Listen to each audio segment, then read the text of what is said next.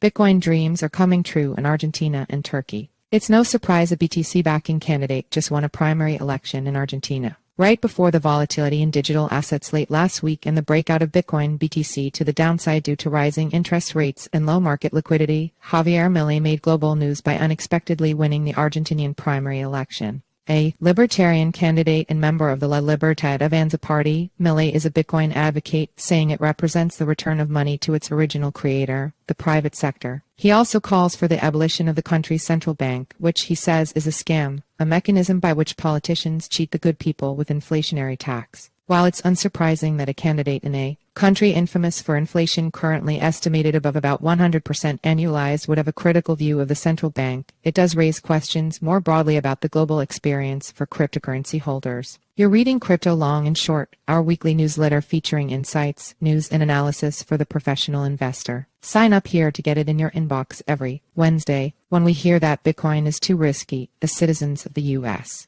And as holders of dollars, we must remember that this simple statement comes from a position of substantial privilege, specifically exorbitant privilege. First termed by French Finance Minister Valéry Giscard d'Estaing in the 1960 seconds, exorbitant privilege refers to the unique benefits that the U.S. enjoys due to the widespread use of the dollar in international trade, finance, and as a global reserve currency. Some of the benefits from the global ubiquity and near insatiable demand for dollars are the U.S.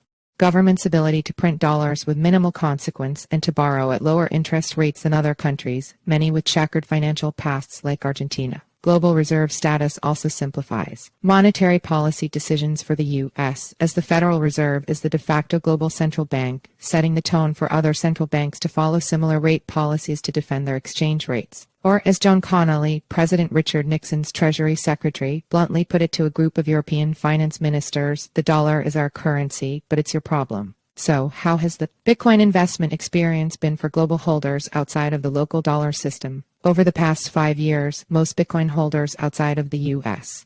experience greater gains in Bitcoin, see Figure 1 below, due to the depreciation of their local currencies relative to the dollar as a consequence of the U.S.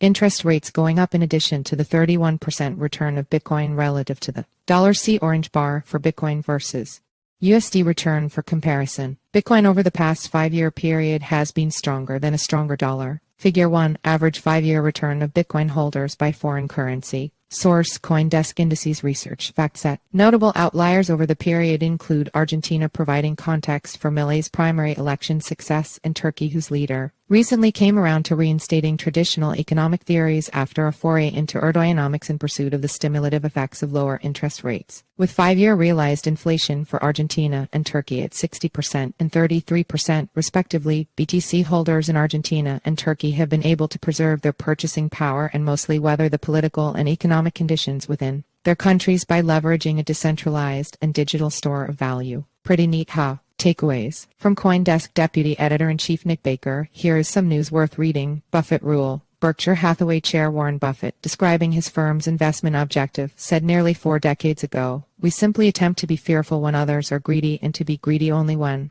others are fearful." With the obvious caveat that this is not investment advice. There sure is a lot of fear out there in crypto. Bitcoin BTC just somewhat mysteriously now. It probably wasn't Elon Musk's doing, plunged the other day. It's left the market in the most oversold condition since the COVID crash in early 2020. A buying opportunity? You tell me. CoinCircle. While PayPal is no MasterCard or Visa, it's also no slouch in payments. A major potential use case for stablecoins is paying for stuff. So PayPal's experience in the paying for stuff business is highly relevant as the company enters the stablecoins game, creating a real risk for the big incumbents, us from Tether and Usk, which has been overseen by both Circle Internet Financial and Coinbase until now. News broke this week via CoinDesk that Circle and Coinbase are dissolving the partnership that had governed Usk. Circle is bringing Usk fully in-house, with Coinbase remaining associated by getting, apparently by paying no cash, per the CoinDesk story, a minority equity stake in Circle. Coinbase downplayed any fears of PayPal. "I really do believe PayPal grows the pie for us," a Coinbase executive told CoinDesk's Ian Allison, who broke the news. "I guess we should watch the stablecoin market cap leaderboard. Hope springs eternal. Despite the massive gains this year in Bitcoin and other digital assets, it's hard to argue these are wonderful, comfortable times for crypto. The blowups of last year continue to weigh on the space, regulators are on the prowl, etc. Nevertheless, there is a pretty clear Sign of optimism, people keep launching new blockchains. What this actually means or will amount to is really hard to say. One of them, say, is built for low latency applications such as trading, just like Solana, Sui, and Aptos before it. None of those have exactly appended how Wall Street works.